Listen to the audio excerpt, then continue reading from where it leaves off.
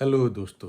तो आज का मेरा टॉपिक है थोड़ा बहुत रिलेटेड टू इंडिया की एनर्जी सिक्योरिटी के बारे में है। और अभी जो एक नया ऑयल रिफाइनरी राजस्थान में पचपदरा करके कोई जगह है, वहाँ पे second largest refinery after Jamnagar वो बनाया गया है HPCL राजस्थान गवर्नमेंट के द्वारा, और उसका उद्घाटन मोदी जी ने कल किया। तो अगर आप देखोगे कि आप कहीं भी गूगल में सर्च करोगे कि सबसे ज़्यादा डायमंड का एक्सपोर्ट कौन करता है वर्ल्ड में, ऑलमोस्ट 65 to 75% डायमंड का एक्सपोर्ट इंडिया करता है पूरे वर्ल्ड में। जो पॉलिश डायमंड होते हैं, पॉलिश डायमंड जो जिसके ज्वेलरी बनती है, जो ये है। अब आजकल तो, और ये सदियों से है, ऐसा नहीं कि अभी शुरू हुआ है। आजकल तो खैर लैब ग्रोन डायमंड भी आ गए हैं, लेकिन जब ये नहीं था, ये टेक्नोलॉजी नहीं था कि लैब में हम डायमंड बना सकते हैं या नकली डायमंड, तब भी जब वो खादान से डायमंड निकाले जाते थे, तब भी जो पॉलिश डायमंड था वो सबसे ज़्यादा इंडिया एक्सपोर्ट करता था पूरे वर्ल्ड में। पॉलिश डायमंड जिसकी ज्वेलरी बनती है, बनी हुई। ऐसा क्यों था? जबकि इंडिया में डायमंड, जैसे खादान से जो डायमंड इंडिया लेता है वो इंडिया में ज़्यादा है नहीं, वो ज़्यादातर इंडिया इंपोर्ट करता है। जो रॉ डायमंड है वो इंडिया इंपोर्ट करता है फ्रॉम साउथ अफ्रीका या ऑस्ट्रेलिया या कहीं और से, अफ्रीकन कंट्री से। इंडिया के पास उतना नहीं है, लेकिन इंडिया उसको पॉलिश करके वापस बेचता है। तो कहने का मतलब है कि 10 रुपये में मैंने इंडिया डायमंड इंपोर्ट किया, रफ डायमंड या खादान से निकला हुआ डायमंड 10 रुपये में एक्सपोर्ट किया, उसको पॉलिश किया, 1 रुपया लगा पॉलिश करने में, और 12 रुपये में उसको बेचा। तो मुझे 1 रुपया का प्रॉफिट ही है। इससे मुझे, इस इंपोर्ट से मुझे कोई लॉस नहीं है। ठीक है। तो उसी तरह से ऑयल में अभी किया गया है, क्रूड हम खरीदते हैं, उसको रिफाइन करते हैं, तब वो हमारी गाड़ी में अलग जगहों पे यूज करने के लायक होती है। उसको रिफाइन करके फिर हम बेचते हैं।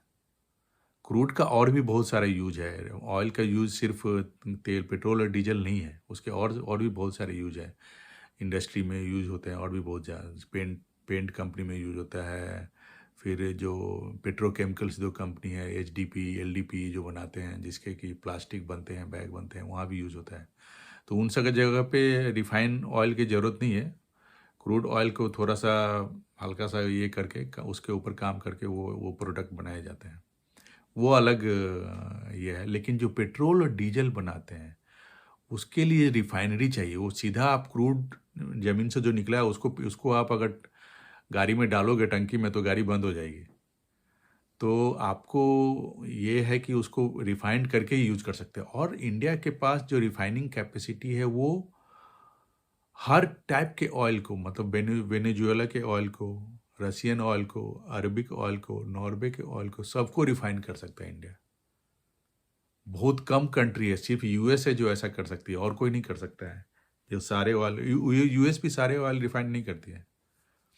तो मज़े की बात यह है कि अभी जब ये इतना सारा अटैक यूक्रेन ने जो रसिया के ऊपर किया, रशियन रिफाइनरी के ऊपर, तो रसिया भी रिफाइंड ऑयल इंडिया से खरीद रहा है, क्रूड भेज रहा है, जो भी मान लो 70 रुपये बैरल भेज रहा है। उसको रिफाइन करके इंडिया उसको 80 रुपये में बेच रहा है। 5 रुपये इंडिया को रिफाइन करने में लग रहा है, $5 जो भी है, और वो खरीद रहा है इंडिया से। तो इंडिया को तो नेट एक्सपोर्टर हो गया। और यूरोप, अमेरिका को भी इंडिया रिफाइंड ऑयल बेच रहा है। तो अभी आप देखोगे, मैं जर्मनी में रह रहा हूँ, जर्मनी में जब जब लड़ाई शुरू हुआ था, तो 50 to 80% 50 to 80% ऑयल के दाम बढ़ गए थे मार्च अप्रैल में। करीब 80 से 100 रुपया पर लीटर, 70-80 से 100 रुपये पर लीटर ऑयल के दाम बढ़ गए थे। समझो, इंडिया में सिर्फ 9 रुपया बढ़ा, 8 या 9 रुपया या 10 रुपया। और गैस का दाम कुछ 50 रुपया बढ़ा था। गैस का दाम तो यहाँ और भी बहुत ज़्यादा बढ़ गया था, लगता है 400-500 बढ़ गया था। गैस को छोड़ दो। तो ये, और और ये जो अभी रिफाइनिंग कैपेसिटी जो अभी डेवलप हुई है पचपदरा में, राजस्थान में, वहाँ से क्लीन एनर्जी, हाइड्रोजन की एनर्जी भी निकलेगी। वो भी टेक्नोलॉजी वहाँ पे है। और अभी जस्ट आपने देखा होगा, जस्ट 3-4 दिन पहले फर्स्ट ट्रेन चली है जो कि हाइड्रोजन एनर्जी पे चली है। ट्रेन अभी चलाई गई है, करीब 200-200 किलोमीटर चलाई गई है, तो उसका टेस्टिंग भी हो गया है। तो इंडिया इतना सब कुछ कर रहा है, लेकिन हमारे देश में क्या चल रहा है? इथेनॉल। इथेनॉल भाई, इथेनॉल ब्लेंडिंग अमेरिका भी करता है, ठीक है। हाँ, 20% तक ठीक है। उससे ज़्यादा इथेनॉल ब्लेंडिंग अगर आपको करनी है, उससे ज़्यादा इथेनॉल ब्लेंडिंग कोई नहीं करता है। आपको अगर करनी है तो उसके ऊपर आपको रिसर्च करनी पड़ेगी। रिसर्च का मतलब, इंडियन कंपनी रिसर्च में बहुत ही पुअर है। क्यों? क्योंकि रिसर्च में बहुत ज़्यादा टाइम और पैसा लगता है। और रिसर्च के बाद अगर आपको सक्सेस मिलती भी है कोई प्रोडक्ट के लिए, तो वो प्रोडक्ट चलेगी कि नहीं चलेगी उसकी भी कोई गारंटी नहीं है। 10 में से 1 ही 2 प्रोडक्ट चलती है। तो इतना ज़्यादा टाइम पैसा खर्च करने के बाद मेरी प्रोडक्ट चली भी नहीं, तो ये कोई इंडियन कंपनी इसलिए रिसर्च, देखो ना टीसीएस इन्फोसिस क्या कर रहा है? कुछ नहीं करता है, कुछ नहीं, चीप लेबर लेता है, बस हो गया, कुछ नहीं करता है। तो बहुत कम, थोड़ा बहुत रिसर्च करते हैं, बहुत कम। तो इसीलिए इंडियन गवर्नमेंट को, गडकरी साहब तो बड़बोले हैं ही, उनको रिसर्च करना है तो आपको अगर E30, E50, E85 चलेगा कि नहीं, तो आपको 10-12 साल लगेंगे। आप 2500 गाड़ी में 10 साल तक वही तेल चला के यूज करो, देखो कि ये गाड़ी खराब नहीं होती है। 10 साल तक, 10-12 साल तक ये खराब नहीं होती है। तब आप बोलो कि हाँ ये सक्सेसफुल है। ये नहीं कि 1 महीना चलाया गाड़ी, सब ठीक है, अब हम बेचना शुरू कर देंगे। No, you can not do it. E20 तक ठीक है, E20 इज गुड। ये क्योंकि ये ऑलरेडी प्रूवन है, ये ऑलरेडी कई देशों में चल रहा है, ऑलरेडी प्रूवन है। बाकी प्रूफ नहीं है, क्योंकि बाकी देशों में यूज नहीं हो रहा है, कोई यूज नहीं कर रहा है।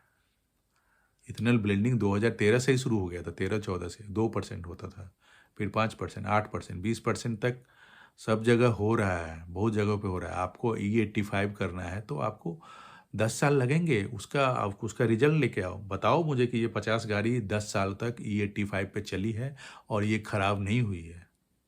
पहली बात। दूसरी बात, इंडिया के पास पानी का इतना प्रॉब्लम है, महाराष्ट्र में, कर्नाटक में, हर जगह।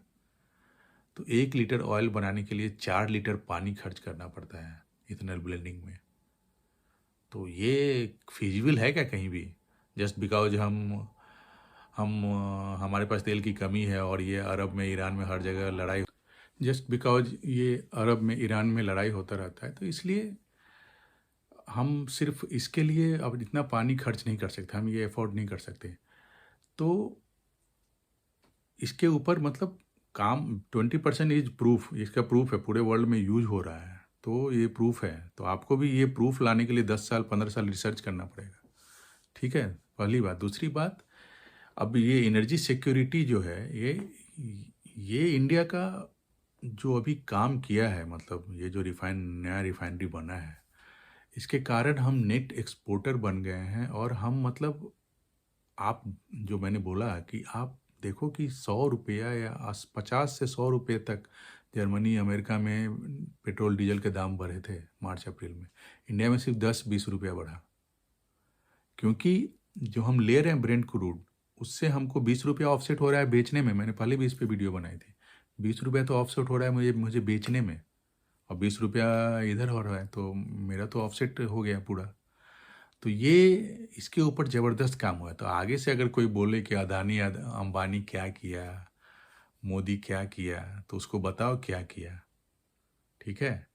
ये बिहार में बैठ के और बंगाल, जो ईस्टर्न इंडिया के जो लोग हैं ना, ये सदियों से गुजराती लोग, मारवाड़ी लोग कर रहे हैं। बिहार, यूपी में जो बैठ के पान चबा के, और बंगाल में जो कबीर करते हैं, बकैती करते हैं कि हम पढ़ने में बहुत तेज हैं, हम आईएएस बनते हैं। मूर्खों, क्योंकि तुम मूर्ख हो, तुम्हारे पास और कुछ करने के लिए नहीं है, इसलिए तुम आईएएस बनते हो। किस गलतफहमी में मत रहो कि तुम्हारा दिमाग तेज है, मूर्खों। ठीक है, तो इंडिया और हाइड्रोजन के ऊपर आपने अभी देखा होगा 1-2 हफ्ता पहले ही कि हाइड्रोजन से पहली ट्रेन चली, प्योर हाइड्रोजन से। तो बहुत सारे एनर्जी के ऊपर काम हो रहे हैं। अश्विनी वैष्णव, वो भी यूपी से हैं, लेकिन कितने अच्छे गजब के मिनिस्टर हैं भाई, आईआईटीएन है, सुपर। मतलब ऐसे आईआईटीएन चाहिए हमको। ये क्या है कि बैठ के अमेरिका में हमको जॉब मिल गया भाई, इट डजेंट मैटर, अमेरिका में तुमको जॉब मिल गया, ओके। तो आगे से कोई बोले मोदी ने क्या किया तो उसको बताओ क्या किया। ये तो सिर्फ एक चीज़ है, डिफेंस में क्या काम हुआ है। तो जो जिसको कुछ करना ही नहीं ना, वो 100 में से एक गलती निकाल के उसके ऊपर उसको मैनिफोल्ड करके बकवास करते रहते हैं। चलो, मेरा एनालिसिस कैसा लगा बताओ आप लोग, और सब्सक्राइब करो, सब्सक्राइब नहीं कर रहे हो भाई आप लोग, करो।